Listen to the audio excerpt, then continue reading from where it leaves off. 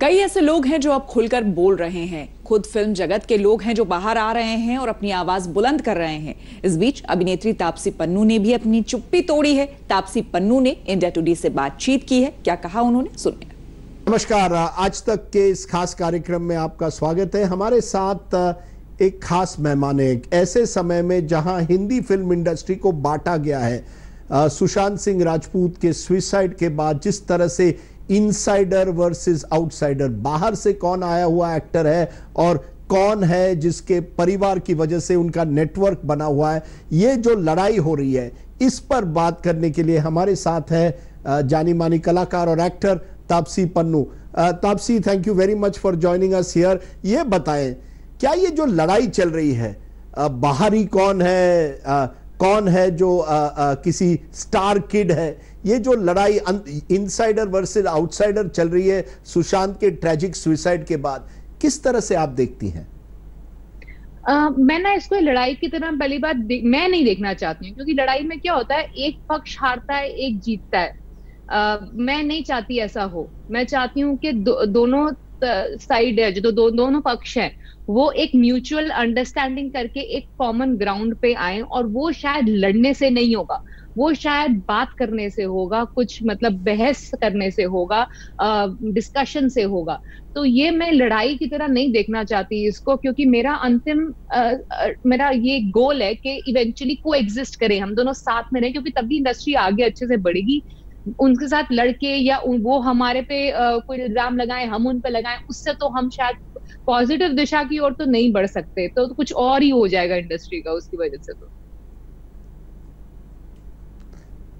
लेकिन इस लड़ाई में या लड़ाई अगर उसमें कहे, मुझे जो ताजुब होता है कि कंगना रनौत आपको बी ग्रेड एक्टर कहती है, और एक तरह से वो कहती है अपने आप को आउटसाइडर, लेकिन वो आउटसाइडर है, हिमाचल से आई हुई है, आप भी आउटसाइडर है, दिल्ली से आई हुई है, दोनों ने अपना एक मुकाम काबिल किया है। क्या वजह है कि कंगना आपको टारगेट करती है? मुझे लगा आप दोनों तो एक साइड होंगे और चाहेंगे कि इंडस्ट्री वाकई बदले।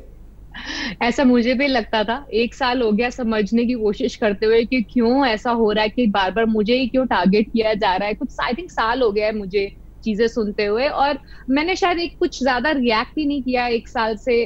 जब भी मुझे नाम, अलग अलग तरह के नाम बुलाए गए कि सस्ती कॉपी है, चापलूस है, बी ग्रेड है, मुझे बी ग्रेड से भी मतलब ऐसा मुझे कोई धक्का नहीं लगा, क्योंकि मैं अपने आप को ज्यादा सीरियसली लेती नहीं हूँ, अपने काम को बहुत सीरियसली लेती हूँ। तो जब मेरे काम को सीरियसली नहीं लिया गया, जब मेरे काम पे उंगली उठाई गई कि ये इस लायक नहीं है जो भी मुझे चीजें मिल रही हैं, क्योंकि ये तो इस वजह से मिल रही है कि मैं फलानी गैंग की चापलूस हूँ, या मैं इनके लड़ाइयों की वजह से उनकी वजह से यहाँ तक पहुंची हूँ, क्योंकि इन्होंने बहुत स्ट्रगल किया आउटसाइडर्स के लिए। तो मुझे लगा शायद मेरा जो हार्ड अर्न क्रेडिट है वो छीना जा रहा है। वो उस समय मुझे बुरा लगा, और मैंने बोलना जरूरी समझा। अभी भी मुझे वो चाहे जो मर्जी नाम बुलाए, उससे बुरा नहीं लगता, क्योंकि एक कलाकार जब सामने आता है तो पब्लिक फिगर बनने के बाद ये शायद एक्सेप्ट कर लेता है कि सबको तो खुश नहीं रखा जा सकता, कुछ लोग तो आपसे ना खुश रहेंगे ही रहेंगे। तो मैं उनको खुश करने के लिए यहाँ इंडस्ट्री में नहीं आई हूँ, बट आप मेरा क्रेडिट मत छीने, क्योंकि स्ट्रगल तो मेरी भी रही है, आपकी जितनी रही है मैं उससे कंपेयर नहीं करूंगी। बट अगर आपकी हाँ में हाँ नहीं मिलाऊंगी मैं, उससे मेरी स्ट्रगल को आप नकारती हैं, वो गलत है।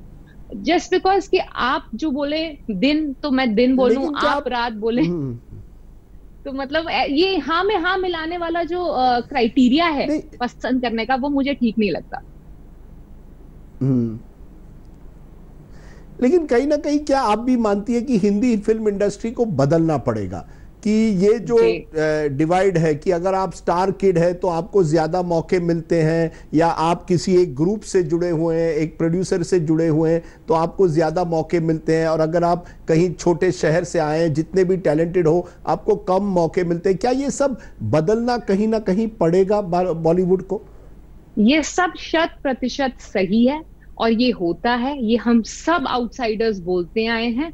इनफैक्ट काफी लोग, काफी इनसाइडर्स या आउटसाइडर्स भी कई बार ये बोल जाते हैं कि सिर्फ बिगनिंग में आपको मिलता है मौका, उसके बाद एक पिक्चर के बाद आपके हाथ में होता है। मैं तो शुरू से ये बोलती आई हूँ कि एक फिल्म की भी बात नहीं है, आप फेल होंगे, आपको फिर मौका मिलेगा। बट एज एन आउटसाइडर आप फेल होंगे तो कोई गारंटी नहीं है आपको मौका मिलेगा कि नहीं दोबारा। मेरे को 7 कंसेक्यूटिव ईयर, 7 साल लग गए रेगुलरली कंसिस्टेंटली अपनी पिक्चर अच्छी प्रूव करके दिखाने में, तब जाके अब थोड़ी बहुत ऐसी पोजीशन है कि लोग समझते हैं कि ठीक है ये रहेगी यहाँ पे थोड़ी देर। पर हर एक को इतने मौके नहीं मिल पाते हैं, वो तो है, अनइक्वल तो है, बट वो हमें इक्वल करने के लिए एक अच्छी दिशा में, इक्वल करने की दिशा में बढ़ना है। हमारे को इस दिशा में नहीं बढ़ना है कि अच्छा अब हम, पहले हमारे साथ बुरा हो रहा था, अब हम इनके साथ बुरा करेंगे और इसके बाद हम इक्वल हो जाएंगे। ऐसे तो शायद लॉजिक मुझे ये वाला समझ नहीं आया। अगर हमारे को इक्वल रहना है, आगे आने वाली पीढ़ी के लिए ठीक थोड़ी इक्वल चीजें करनी है, तो हमारे को एक कोएग्जिस्ट करने का तरीका ढूंढना पड़ेगा। ऐसे उनको मतलब नाम बुलाने से या मतलब ऐसी हरासमेंट और बुलिंग करने से तो मेरे को नहीं लगता कोई तरीका निकल पाएगा इक्वालिटी का।